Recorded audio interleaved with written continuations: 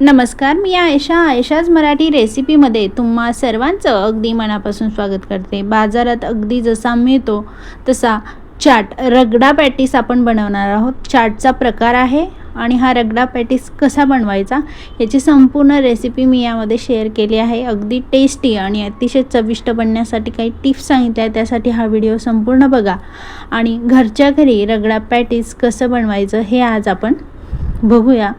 तर तुम्हाला ही रेसिपी कशी वाटली याबद्दल मला कमेंट करून नक्की सांगायचं आहे आणि अशाच रोज नवीन रेसिपी बघण्यासाठी चॅनलला नक्की तुम्ही सबस्क्राईब करा। तर सुरुवात करूया। सुरुवातीला मी कुकर घेतला आहे, पांढरी वटाणे घेतले, हे 7 ते 8 तास पाण्यात भिजवून घेतले। आता हे मी कुकरमध्ये घालून आणि हे शिजवून घेणार आहे। तर यामध्ये काही इन्ग्रेडियंट घालणार आहे शिजवताना, जेणेकरून जो रगडा आपण बनवतो त्याला छान चव येते। तर 1 चमचा हळद, 1 चमचा लाल तिखट मी मध्ये घालून घेतलेली आहे। यानंतर यामध्ये 1 चमचा चाट मसाला मी घालून घेणार आहे, चाटमुळे चव अतिशय छान येते। चाट मसाला घातल्यानंतर यामध्ये काळी मिरी पूड अर्धा चमचा मी घालून घेतलेली आहे। त्यानंतर यामध्ये आता मी धना पावडर घालून घेतलेली आहे। आता याचबरोबर यामध्ये मी 1 चमचा जिरे घालून घेतलेले आहे आणि हे संपूर्ण इन्ग्रेडियंट आपण शिजवतानाच घालून घेणार आहोत, जेणेकरून ह्या रगडा जो आपण बनवणार आहोत त्याला छान चव येते। चवीनुसार मीठ घातले आणि आता पाणी घालून कुकरला 5 ते 6 छान अशा शिट्ट्या करून घ्यायच्या। छान असं हे मऊसूत आपल्याला पांढरे वाटाणे शिजवून घ्यायचे। या पद्धतीने मी शिजवून घेतले, 7 ते 8 शिट्ट्या केल्या होत्या आणि शिट्ट्या झाल्यानंतर हे मी संपूर्ण काढून घेतले। आता आपण हे गरम करायला पसरट भांड्यात ठेवणार आहोत। तर त्यासाठी मी कढई घेतली आहे, त्यामध्ये हे संपूर्ण घालून यामध्ये थोडंसं पाणी घातलं आहे आणि वरतून कोथिंबीर घातली आहे आणि आता हे गरम करायला ठेवलेलं आहे। तर तुम्ही बघू शकता या पद्धतीने हा आपला रगडा जो आपण वापरतो पॅटीससाठी तो बनवून झालेला आहे। आता आपण पुढची प्रोसेस करू। पुढचे जे चाट रगडासाठी लागतो तो बघून घेणार आहोत। तर थोडंसं तुम्ही हलकासं मॅश देखील हे करून घेऊ शकता, जर व्यवस्थित ते मॅश झालेलं नसेल तर या पद्धतीने। आता मी 5 ते 6 बटाटे घेतले, ते त्यामध्ये पाणी घालून शिजवून घेणार आहे आणि आता इथे तिखट चटणी बनवणार आहे। पुदिना कोथिंबीर मी घालून घेतलेली आहे। आता ह्याचमध्ये मी 4 ते 5 हिरव्या मिरच्या घातलेल्या आहे।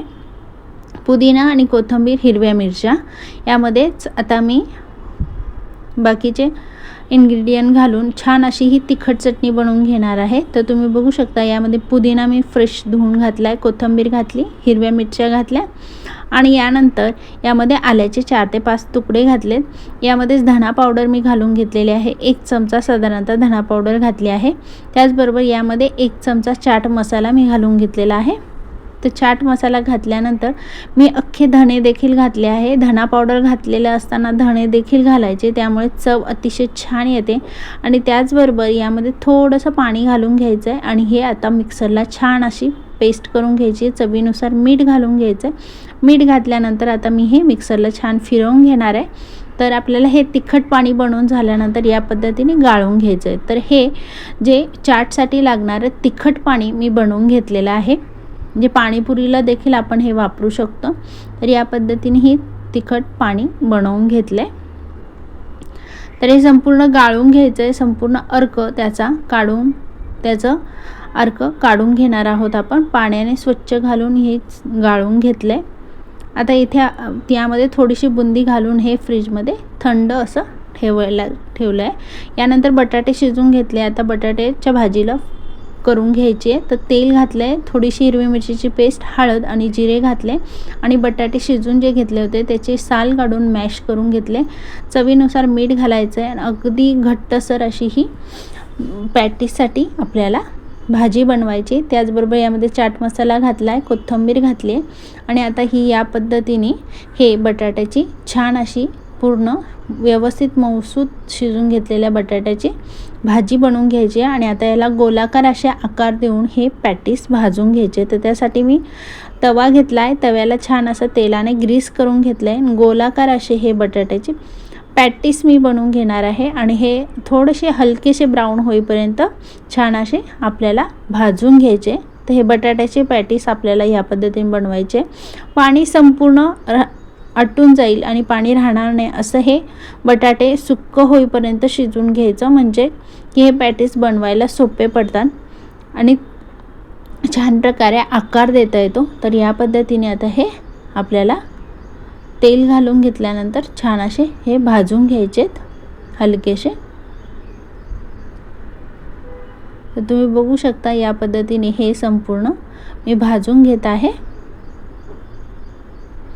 तर हलकेसे ब्राऊन कलर येईपर्यंत आपल्याला हे पॅटीस भाजून घ्यायचे. तर पॅटीस आपले इकडे भाजून झाले आहे. तेल लावून घ्यायचे आणि तेलाने असे हलकेसे भाजून घ्यायचे.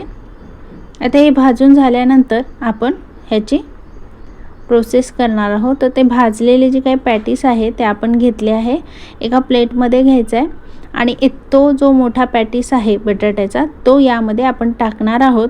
आणि आता याची प्लेट आपण तयार करणार आहोत. तर पॅटीस एक घेतला आहे, आपण एक प्लेट तयार करत आहोत. तर पॅटीस घातल्यानंतर यामध्ये आपण जे काही पाणीपुरीला पुऱ्यांचा क्रश असा उरलेला असतो तळलेला, तो क्रश किंवा पाणीपुरी क्रश करून घालायचे आहेत. ज्या पुऱ्या असतात पाणीपुरीसाठी वापरतात त्या पुऱ्या यामध्ये क्रश करून घालायच्या आहे. आधी पॅटीस घालायचं आहे, थोडासा मध्ये हात घालून फोडून घ्यायचा आणि त्यानंतर ह्या पाणीपुरीचा क्रश आपण घालून घेणार आहोत.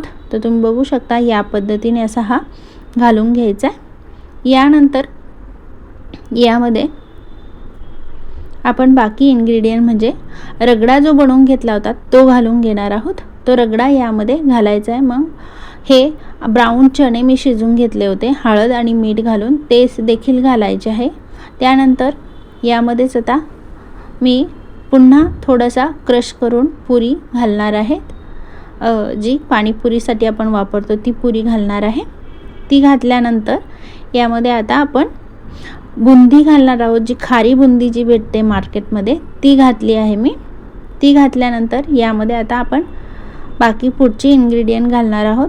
आपण रगडा पॅटीस करणार आहोत. पॅटीसचा जो रगडा असतो तो बनवणार आहोत. यामध्ये आता गोड चटणी मी घातली आहे, जेणे की चिंचेचा कोळ हा घातलेला आहे, 2 ते 3 चमचे घातला आहे. त्यानंतर तिखट तुमच्या प्रमाणानुसार तुम्ही घालू शकता. तर तिखट चटणी जी आपण बनवून घेतली होती ती यामध्ये घातली. बारीक चिरून घेतलेला टमॅटो घातला आहे. त्यानंतर वरतूनच बारीक चिरून घेतलेला कांदा मी घालून घेतलेला आहे.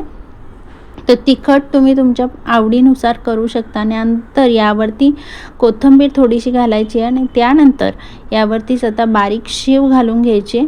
तर या पद्धतीने अशी बारीक शेव घालून घ्यायची आणि ह्या पद्धतीने आपला हा रगडा तयार झाला आहे. तर तुम्हाला ही रेसिपी कशी वाटली याबद्दल मला कमेंट करून नक्की सांगा. आवडली असेल तर नक्की लाईक करा ना. अशाच रोज नवीन रेसिपी बघण्यासाठी चॅनलला पटकन सबस्क्राईब करून बेल आयकॉनला क्लिक करा. पुन्हा भेटूया आपण एक नवीन रेसिपीसोबत. तोपर्यंत तुम्ही स्वस्त खा आणि मस्त रहा. धन्यवाद.